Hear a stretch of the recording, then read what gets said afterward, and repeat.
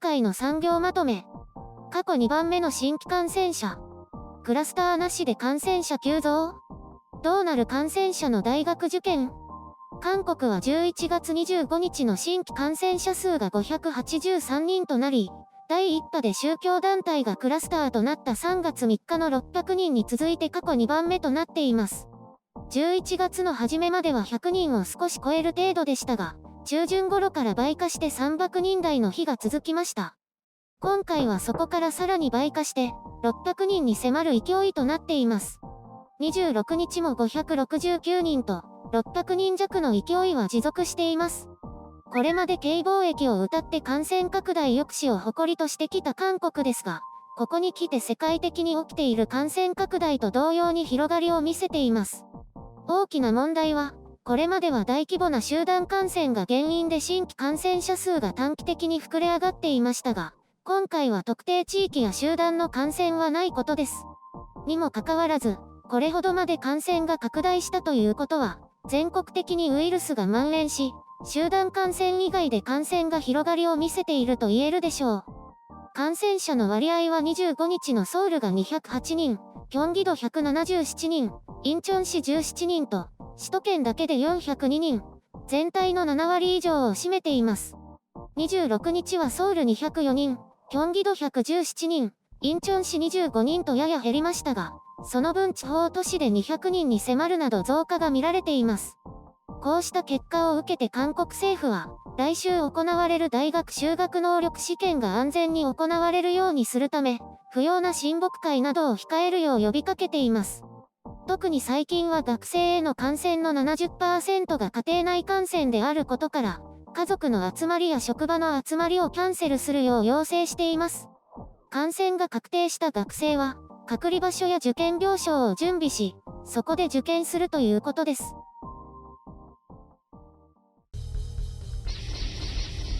編集書簡。今回の概要。頑張ったけど結局似たもの。日本との差もそれほどない。ここで食い止められるか否か。韓国が初期の段階から比較的感染を抑え込んで、K防疫なるまたちょっと恥ずかしい言葉を作りながら誇ってきたことは誰もが知るところでしょう。検査しまくって、徹底追跡しまくって、というのは一部やりすぎだし、プライバシーがある程度度外視された点はちょっとと思います。捜査権限もなしに国家権力が支払いの明細を取得するというのがね。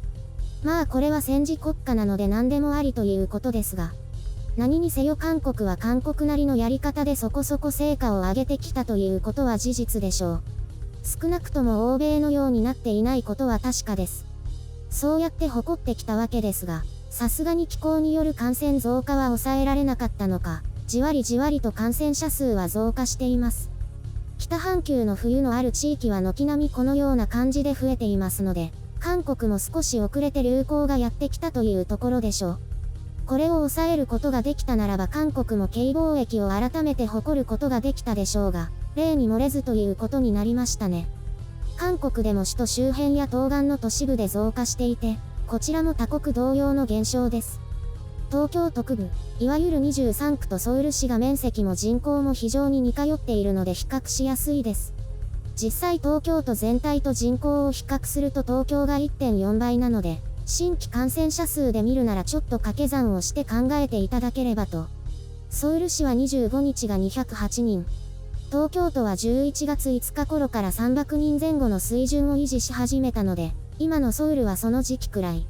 最初にこれを書いていた時点では、25日だけ前日よりも急に増えたわけでしたが、26日も維持されたので、変な意味でほっとしました。それでもここで抑え込むことができれば踏みとどまったというところですが、今後に注目ですね。増加傾向が続いて300や400になると、今の東京とほぼ同じくらいになるということです。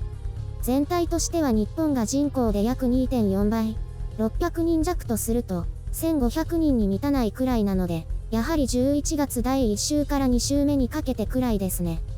韓国の人たちが未だに追跡アプリを入れて、あれやこれやとやったり、徹底的に経路を洗い出したりしているのかわかりません。まあ、それだけやった割には大して変わらないとも言えるかもしれません。日本は GoTo なんとかで散々やった結果がこれですが、韓国はお金もないので政府がそんな派手なことはしていないです。韓国もこうして人数が増えてくると追跡処理も大変でしょうね。GPS の履歴とクレジットカードなどキャッシュレス履歴を出すだけならいいですけど、接触者の検査も積極的に行っていましたけど、今は毎日2万件以上検査を行っているようですね。日本は日によってあまりにもバラバラですが、今は3万件前後で、多い日は4万件以上を行っているようです。増えましたが、人口比で比較すると韓国より少ないです。それでも徹底検査を売りにしていた韓国と大きく違うというほどでもなくなったようです。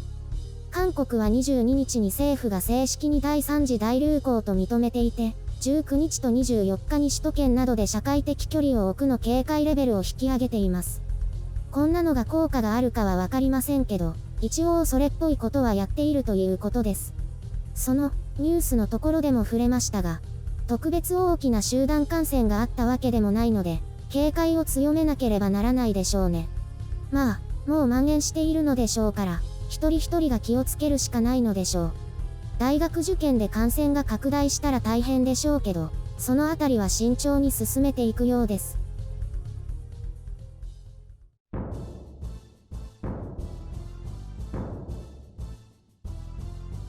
テレワークの機運が高まってきますね。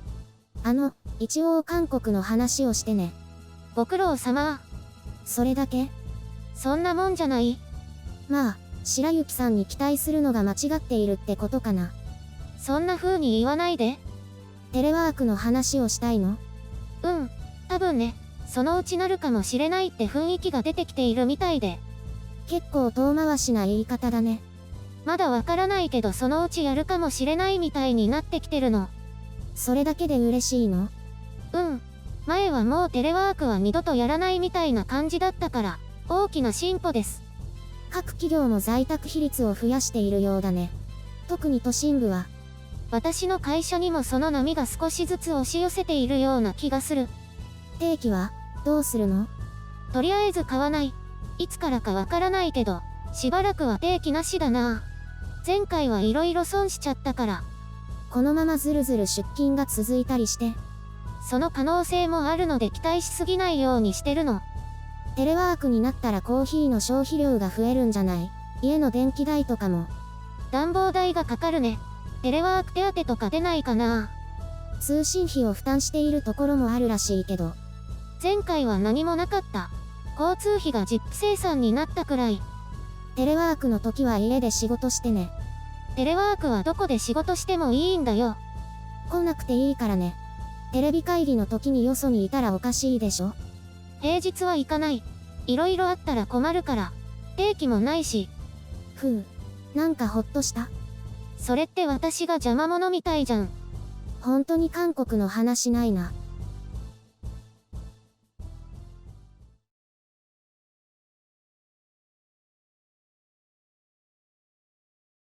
じゃじゃーん。ついに来ました。何が？ってまたこの展開？今日はすぐ答えを言います。健康診断の結果です。思い出した。区の検診に申し込まないと。で、どうだったの？健康でした。そりゃそうでしょ。その年で不健康だったら大変だよ。でもね、ちょっと気になるところがいくつかあって。何？やばいの？結構やばい。病気系？デブ系？デブ系。あんなに気をつけてるのに。体重は減ったんだけど、なぜだか中性脂肪がちょっとだけ増えた。ちょっとだけ？本当はやばい判定が出るくらい増えたんでしょ？おかしくない？筋肉いっぱいついたのに。白雪さんごつくなったよね。特に上半身が。ごつくなったんじゃなくて、細マッチョのアスリートっぽくなったの。姿勢も良くなったし、鍛えてるって感じ。あれじゃない？アイスとかじゃない？ヨーグルト食べ過ぎかも。そんなのじゃ変わらないよ。あと運動不足だよ。毎日通勤で40分は歩いてるよ。大体の人がそのくらい歩いてると思うけど。なんか中性脂肪が増えるなんてショックなんだよね。そんなに増えてたの？倍とか？そこまではいかない。でもまだ一応健康の範囲内だけどね。あとね、総コレステロール値がすごく高い。それやばくない？その若さで。でもね、私の場合は善玉コレステロールがすごい多いから大丈夫なんだって。そういうのがあるんだ。善玉と悪玉の比率がすごく違うと総コレステロールが低くても良くないんだって。そうなんだ。私それかも。私は今年は胃と腸の内視鏡をやるよ。内視鏡？カメラで見るってこと？うわ、怖そう。鎮静剤打つから寝てる間に終わるよ。そのまま起きれなくなったりとかしないの？したら事故だね。事故死。大丈夫？前回大丈夫だったから大丈夫だよ。初めてじゃないんだ。2年に1回受けようかなと思って。今回2回目。お年寄りは大変だね。お年寄りじゃないし。女性は大腸がん多いからやった方がいいんだよ。